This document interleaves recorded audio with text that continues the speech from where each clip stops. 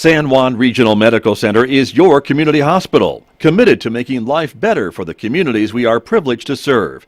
In fact, better is our mission, improving lives through personalized health and care. What matters most to our patients matters most to us, offering a comprehensive range of inpatient, outpatient, and emergency care services so you can get the quality care you need right here at home. San Juan Regional Medical Center, celebrating life better here since 1910. KSJE is supported by the Farmington Museum. What if you could jump into the world of wild kratts and swing through the trees like a monkey, or hunt like a dragonfish? Now you can. Wild Kratts, Creature Power, and Ocean Adventure Museum Exhibit, opening September 24th through January 7th at the Farmington Museum. Tickets at farmingtonmuseum.org.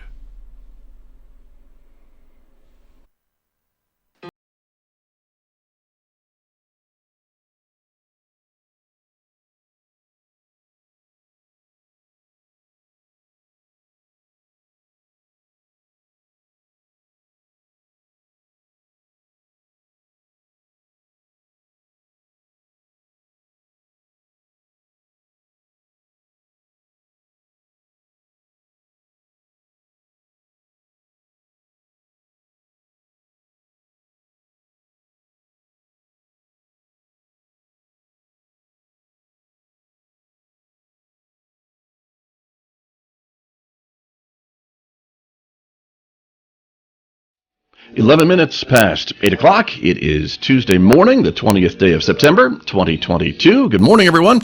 I'm Scott Michlin. Thanks for tuning in to KSJE 90.9 FM over the air here in San Juan County, New Mexico.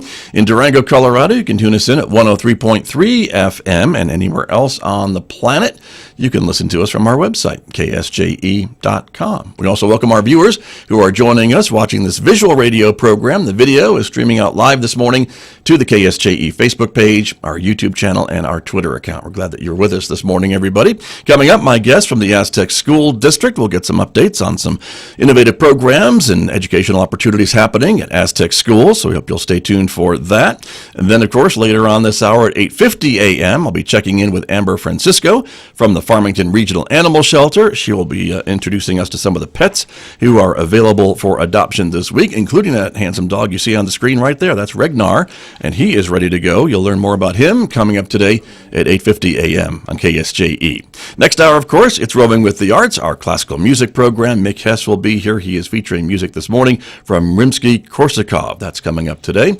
Next hour on KSJE. Don't forget, you can also connect with us on our Instagram page in addition to Facebook and YouTube and Twitter. And if you're a podcast person, you can subscribe to KSJE Podcasts, wherever you listen to podcasts, places like Apple and Spotify and iHeart and Pandora and Google. The list goes on and on. Subscribe and maybe discover a new podcast that you may have missed recently. Outside our studios this morning here at San Juan College, it is a partly sunny day today. We're expecting that weather pretty much throughout the day today, but a chance of showers. 50% chance of showers in the forecast today with a high of 84 degrees. It's 60 degrees right now. 61 overnight tonight with more chances for rain. Then tomorrow, a little bit heavier chances for rain, 70% with a high of 72 on Wednesday. 71 with rain in the forecast on Thursday. 76 with rain showers on Friday, and overnight lows, as you can see, getting cooler as well, with a low of only 49 degrees by Friday night before things start to dry out a little bit for the weekend.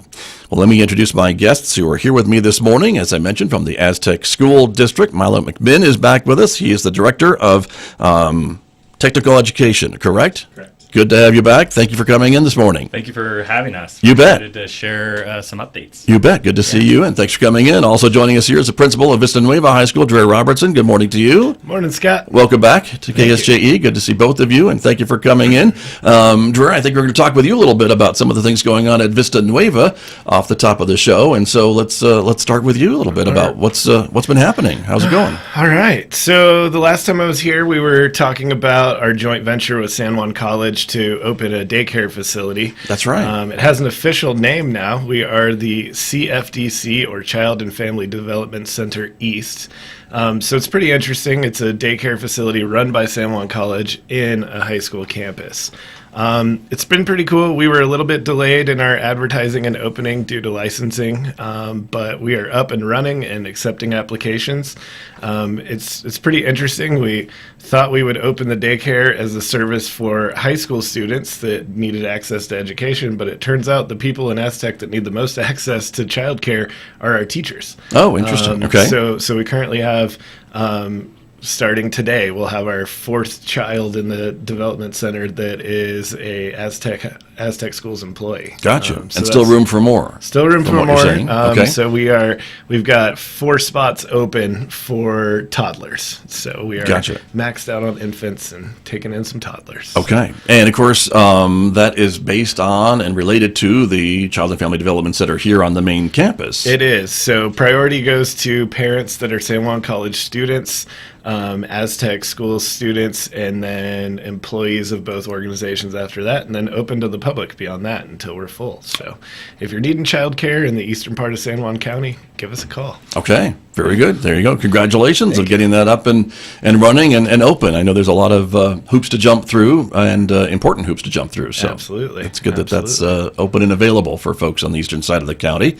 And then some work-based learning programs. Okay, so this is kind of running my whole world right now. Okay. We are in our first year of implementing an internship program at Vista Nueva High School, which is kind of a new thing in the state of New Mexico. I think there's, 4 or 5 schools that have been attempting to get internship programs off the ground. Santa Fe is doing some good work.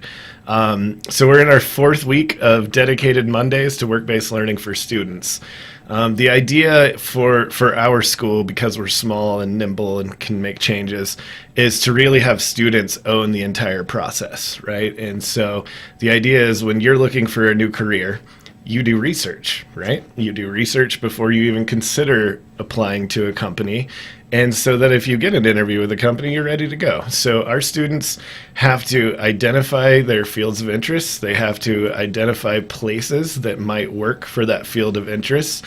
They've got to make a cold call to get through the front desk to somebody that's going to be able to make decisions. They've got to interview that person about what they do and why they do to make sure that they do enjoy their job, because we don't want to send a high school student out to a possible internship where people aren't happy to be doing the work they're doing.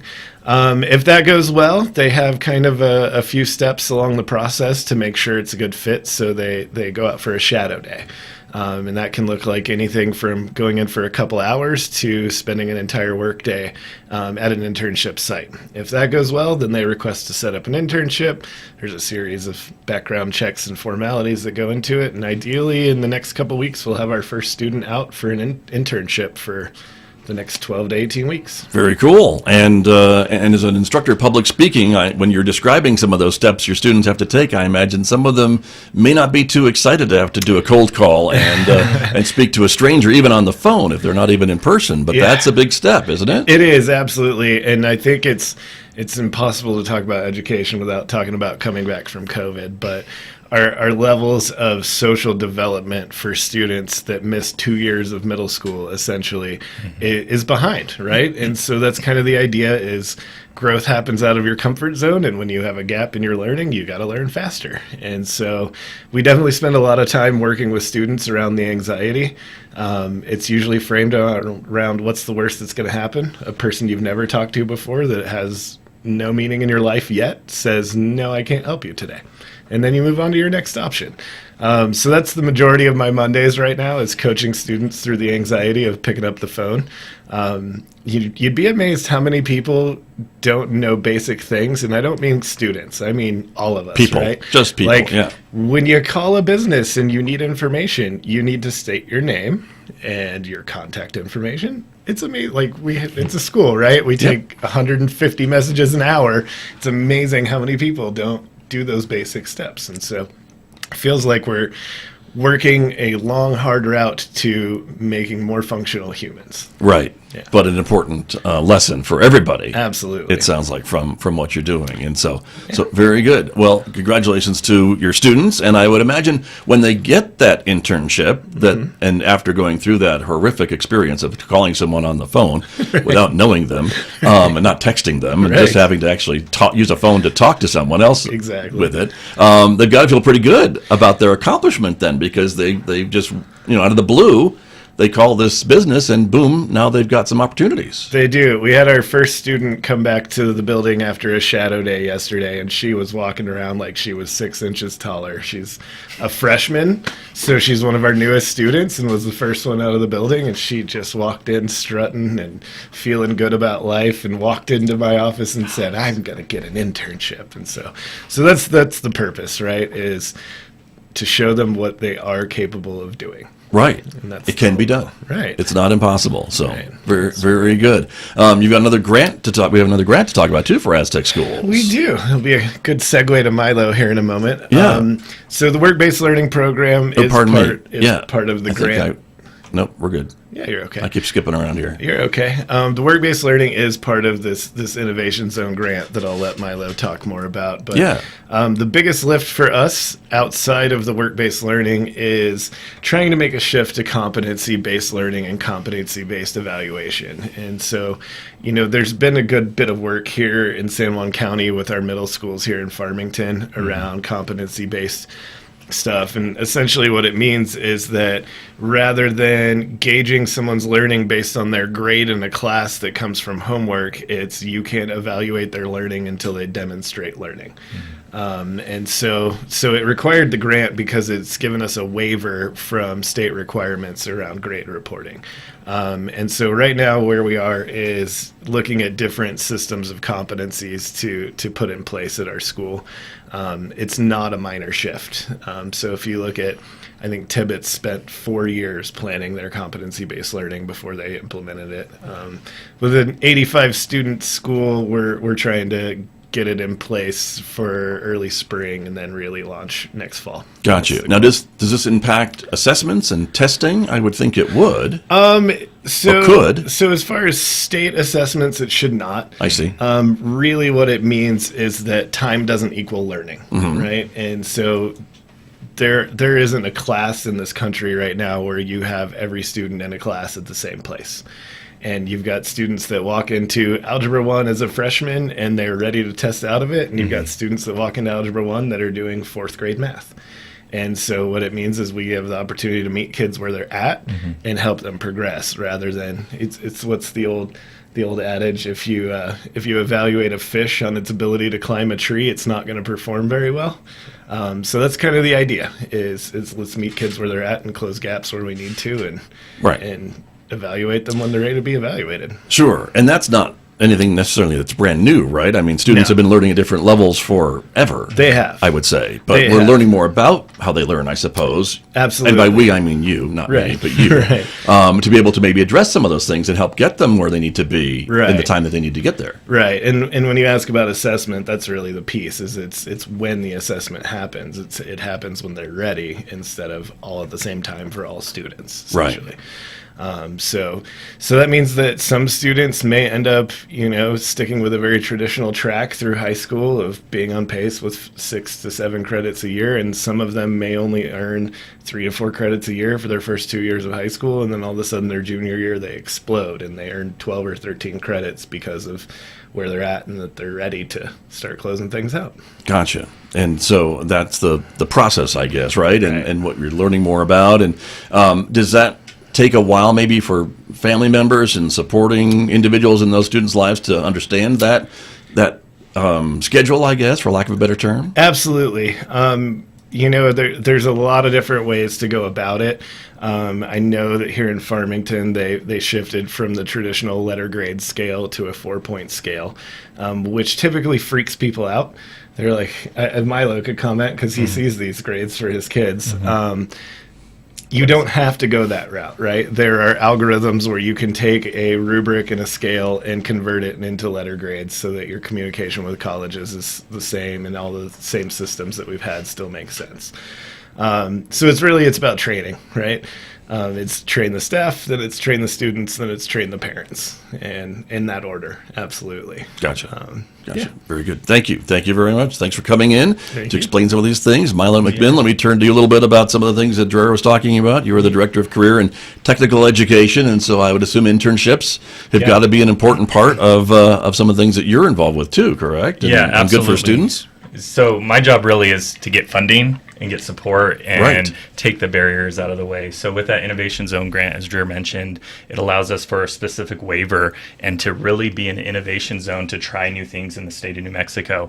After COVID and everything that went on, students are struggling. At Aztec High School, I think 40% of our kids weren't credit current. So COVID really hit them hard. And how do we recoup some of these grades? And how do we allow students to really show their competency, maybe in a capstone project where they're documenting their learning all 4 years. So we're in a group of leaders across New Mexico and also the nation really talking about some of these issues and trying things out. And that's what learning is. You try it, let's see how it goes, and then make modifications to really make it successful. Right, right. And this isn't unique to Aztec schools. I would imagine that school districts across the state, across the country are seeing these similar things with their students. I and would their student say body. absolutely. So last week I was at the New Mexico Association of Career and Technical Education, and normally it's a small group, and this year it's just blown up. You know, CTE, this legislative session, there's going to be a lot of funding, which I'm very excited about, capital improvements, more funding for equipment.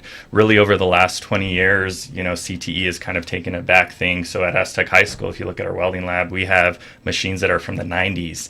You know, we need to really improve our career and technical ed offerings, and that's what really keeps kids in school is exposure to careers and things that really interest them. I think of, you know, my cousin, he was a great worker, used his hands, but in traditional education, 4 years of math, 4 years of English, he just really lacked relevancy. So he struggled in school, and we want to provide more opportunities for kids to explore and find careers. And I think Dreher's doing a great job with that at Right. Vista. And for students like your cousin that you described, I mean, that's got to be difficult to stick with school when they really want to be out doing something and working with their hands, and they just have to go and sit in a classroom and fidget for 50 minutes or however long it is, right? Yeah, absolutely. I think our philosophy at Aztec schools, with Dreher School and at Aztec High School, is really utilize the high school experience as an opportunity to explore. I think the numbers are 80% of freshmen that come to college change their major at least once. I almost did. You know, I thought I was going to get out of education, but if we can give them opportunities to explore work-based learning and figure out what they really want, it's going to help them in their trajectory to be successful human beings. Dreher Robertson, is that something that relates to you and your life, if you Yeah, don't mind adding a thing or two to that conversation? I was just thinking about my own path through higher education. If you count my post-bac work in education, I had 5 majors. Wow. I went to Texas Tech University in Lubbock, and at one point I got a phone call from a dean that said, you know, if you come back, you could get 3 more bachelor's degrees in 2 semesters. And I was like, yeah, I'm good. Thank you. Because of all the credits you have Right. for everything else. And I just didn't know what I wanted to do, right? I didn't have the opportunity to explore career options in high school. I didn't really start thinking about what I wanted to do with my life, honestly, till like the last year of undergrad. And even then, I wasn't going into education. And so for me, where things clicked was I actually went to Spain for all of 2005, which was pretty much my senior year. And for me, I was learning practical application of something I was putting into use every single day. So it was like, go to Spanish class and then go navigate a city in Spain. And that clicked for me. And so when I did realize I wanted to be in education, that's kind of been my mission, is like, let's get kids involved with things that they can put into practice every day. That's why Algebra 2 gets thrown under the bus a lot. Right. Because how do you make that relevant to a 17-year-old? Understood. Yeah. And you can in some cases, but maybe not in all cases. Right. And we Absolutely. have a math professor here who'd probably take issue with some of this, but Yeah. but that's okay. Yeah. That's why he teaches math. Yeah. But there you go.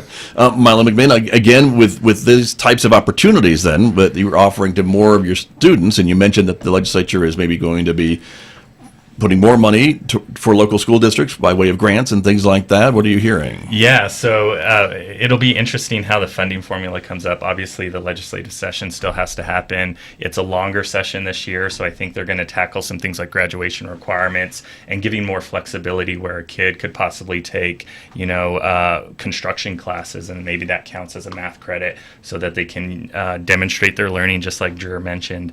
It'll be interesting how they. We're not sending everyone to Spain, though. No, not yet. no, We're not going to do that. Not probably, yet. And even yeah. with that Innovation Zone grant, it's like $285,000 to pay student interns. Mm-hmm. The bad thing is we're just kind of waiting for these funds to hit. So a lot of the work we have started, but haven't been able to use that. So we're very hopeful. Hopefully in October we get those funds and can start hiring positions. So a plug, if you're excited about this work and you want to come to Aztec, we're going to have a lot of positions open to do that type of stuff. Right. Well. Very, very exciting. Yeah. Let me ask you, too, about a couple other things I know that's going on. And one is some dual credit data that I want to ask you about as well. So that we'll we show just in a wanted moment to on screen. we just kind of wanted to highlight this really quick. Super excited. Our dual credit numbers from fall last year to this year increased by 263 credits. Most of our classes are site-based, meaning our teachers are certified dual credit instructors, or in the case of that picture there, Perry Woosley, who works for the School of Energy, comes to our campus and works with our students. Normally that class, we maybe had 5 or 8. We're struggling to make it work. This semester, we have 27 students that are taking that class during their normal school day. Another great thing is on rotating Fridays, they come to the college to be able to do their skill checks and stuff like that. So we're just very excited. More students taking dual credit, especially at our high school, helps the college, helps our kids out in really finding what they want to do and save some money for college tuition. Right. Well, I was going to say helps the parents and the families out too, right? Because these are college classes and college credits that they're getting for free. Yeah, absolutely. And if we can, get some of those core classes or some of those CTE classes, it really helps our students to get ahead on their BA and AA or even an industry certificate. Right, right. And you're paying for the textbooks too, I think. Yes, we are. So the students don't have to pay for that either. So Yeah. that's another plus, Yes. I think, with that as well. Well, congratulations. Those are almost just, a big increase, it looks like to me. Yeah, so it's almost huge. double. It's a little less than double, but yeah. that's why I'm not in algebra too, because I can't do math when I'm on the radio. But you get the idea. But yeah, so congratulations. And then this other outdoor learning grant. Yeah, so I've been a busy man over the summer. I wish we would get the funds right in our account when school happens. So it's kind of waiting on the ped for stuff. But over the last year, we made over $1 million in grants for Aztec School District. This one here is an outdoor learning grant. We have Project Bike Tech, which is this new curriculum to teach kids how to maintenance bikes, build bikes. We have this engineering bike building class. If you look in that top corner, that's a custom frame our teacher made over an externship where they went to O'Leary Built Bikes in Santa Fe and learned all this process, and we hope to bring it back to the school. But this grant is really cool because it allows us to get bikes to start a mountain biking team. NICA is the National Interscholastic Cycling Association, has just gotten started in New Mexico. The bad thing, a lot of the schools that do it are more affluent, Los Alamos, the prep schools, and some others. So we're trying to bring that opportunity to our kids. Outdoor rec in Aztec and Farmington and Durango is huge right now. So if we can get kids riding more, being outdoors, learning about public lands, and kind of integrating curriculum with that, super exciting. Right. Yeah. Well, and there's a lot of places to go mountain biking in the area. And I didn't know there was a team sport, but there is. Yeah. Across the state and growing, I suppose. Yeah, so it's not NMAA. It's kind Right. of like an ancillary one, but they're moving really quickly. I think this is their first season. Their championship is actually, I believe, in October. So it's kind of a wonky season for us. We'll start next season, get some coaches, get them trained, and get kids out riding. We have Alien in Aztec that is such an amazing course, and there's Road Apple Rally and a lot of places where kids can ride. Right, the Alien Trail you're talking Yeah, about. Alien Trail. Not the aliens. Yeah, crashed exactly. there. Yeah, a few years ago. But yes, we understand that too. Lots of stories about that for sure. But very exciting. And then you're also doing some kind of training about bike repair too. I know Superintendent Summers has talked about that on numerous occasions here too. Yeah, so we got funded with a $60,000 grant for Project Bike Tech and learning to teach kids how to do bike repair.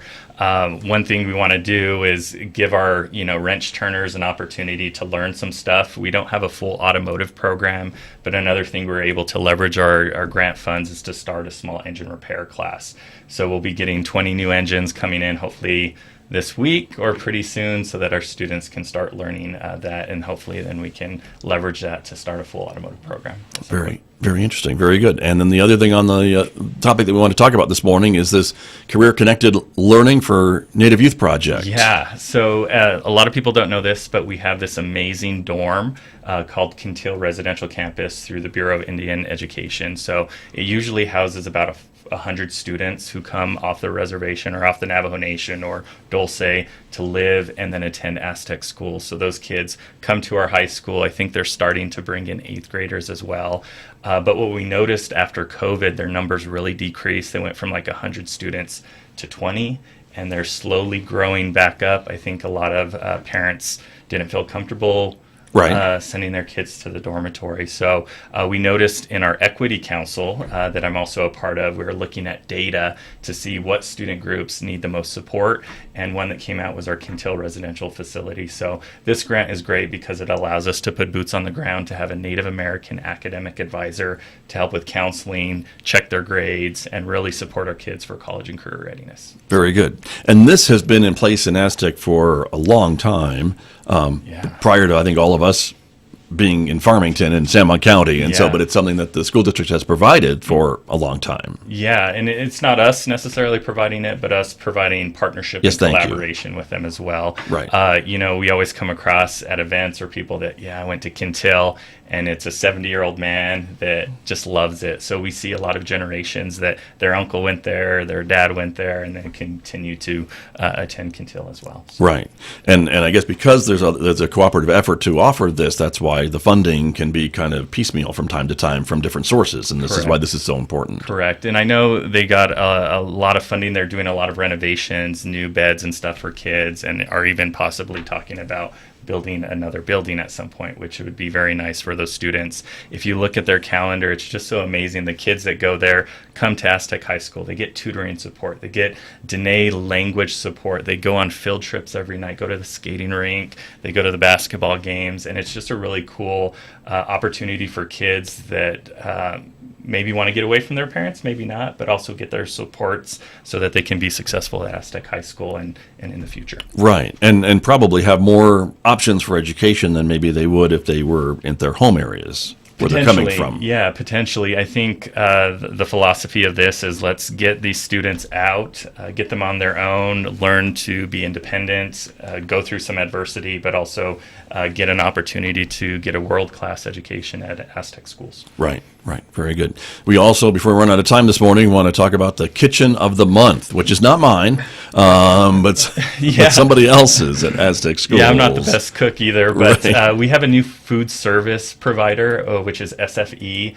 They've just really, our staff that moved from the old one just embraced them really well. And if you look at that picture, they have this really cool, WWF traveling belt. I'm looking at that. It's all logo and stuff. But our August Kitchen of the Month is Aztec High School, and our manager of the month is Michelle from Lydia Rippey. So it's really great just to, these people work so hard and always feed our kids, and we're seeing new options this year, which I think our students are really excited about. When it comes to food, I'm always excited about food. So whatever, when we're talking about that, but that's Michelle Heathman, right? So congratulations to her, and very good. Well, that's exciting. And is she going to wear that belt around? I don't know. Is that what's going to happen?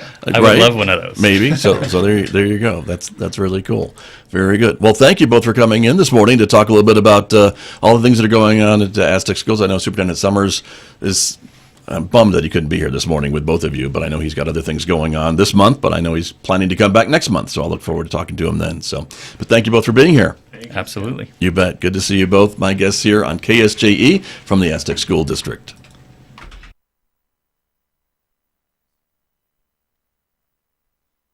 KSJE and San Juan College present the Student Success Coaching Tip of the Week. Welcome! We're back at Week 5, Coaching Tips of the Week. My name is Emin Chi with the Student Achievement Center. This week is asking for help. If you really don't understand a concept, ask questions. Stop by your professor's office during their office hours, or contact classmates and your professors via email or Canvas. You can go to the tutoring center. Some classes might even have a Facebook group to keep students engaged and to create an environment to ask questions outside of class. Either way, Your professors will be on your side, non-judgmental, wanting to help you understand the class in its entirety. The Student Success Coaching Tip of the Week, presented by KSJE and the Student Achievement Center at San Juan College.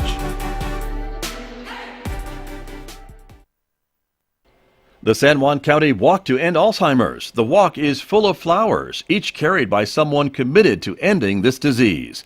When you take part, you're helping raise funds and awareness for a breakthrough in this fight. Join us in Aztec, September 24th at Minium Park for the San Juan County Walk to End Alzheimer's. Visit act.alz.org/walk San Juan County or call 505-278-7927. KSJE is supported by Aztec Motocross. Located on Highway 173, Aztec Motocross offers a safe and competitive racing environment for the growing off-road and outdoor industry. Upcoming racing weekends, September 24th and 25th, and October 22nd and 23rd. Also, the New Mexico State Championship Motocross Race Series, October 8th and 9th. Find out more online at aztecmotocross.com or 505-393-5222. Are we headed for a digital